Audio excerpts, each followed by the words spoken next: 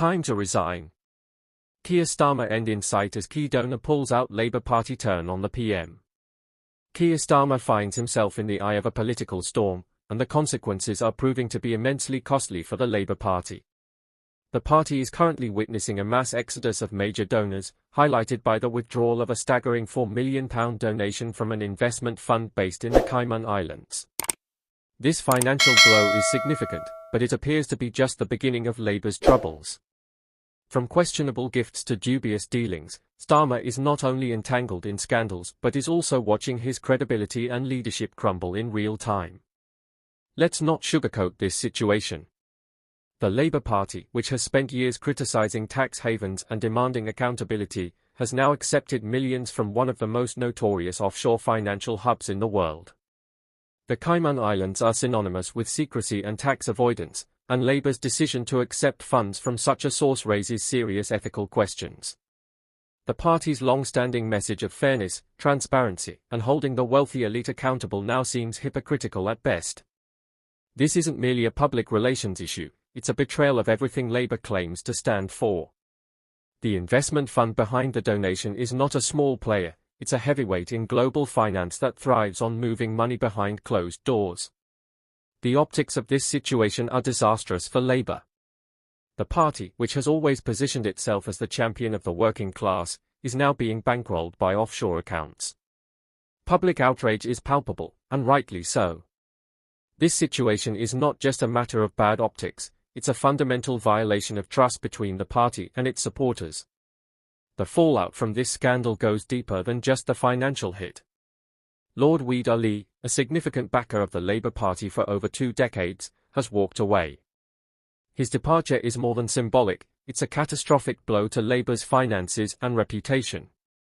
Ali has been a strategic advisor and a member of the House of Lords, contributing over £39,000 in gifts and hospitality to Starmer. Without Ali's financial support, Labour's ability to mount effective campaigns is severely compromised.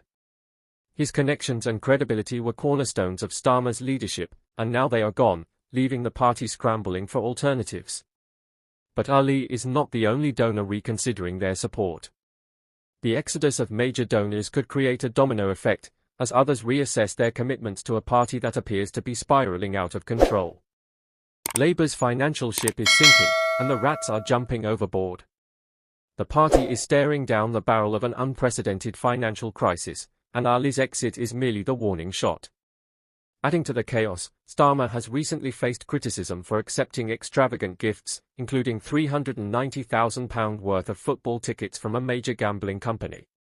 While many across the country are struggling to make ends meet, Starmer seems to be living it up in VIP boxes, mingling with the elite. This behaviour is not just a bad look, it's a disaster for Labour's image. The party is supposed to be the voice of the working class, yet their leader is enjoying luxuries most can only dream of. Every time Starmer criticises the government, people will remember those football tickets, further eroding trust in his leadership. This scandal has exposed deep vulnerabilities in Labour's leadership. Starmer has accepted more donations than any other MP, raising serious concerns about who is truly pulling the strings behind the scenes. With Labour's credibility hanging by a thread, even members within the party are expressing growing discontent. MPs are worried about the implications of these scandals. If Labour loses public trust, they risk losing votes, donations, and ultimately, elections. If you thought Starmer's issues couldn't get worse, think again. Recently, he dismissed Crawford Falconer, the UK's chief trade negotiation advisor since 2017.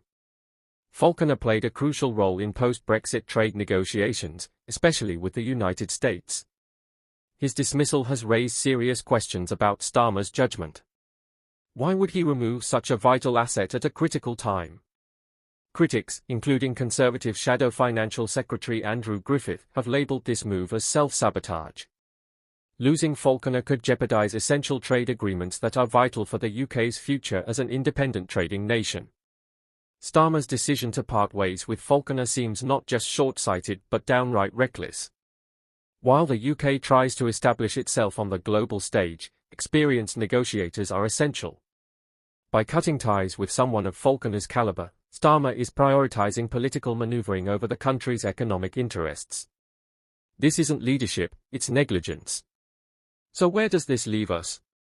The Labour Party is in dire financial straits, its leader is drowning in a sea of scandals, and its credibility is in tatters.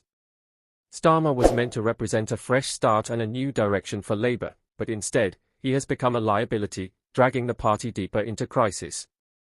The question is not just whether Labour can recover, it's whether they can survive. The party is running out of money, donors, and time. Unless something drastic changes, they are headed for disaster.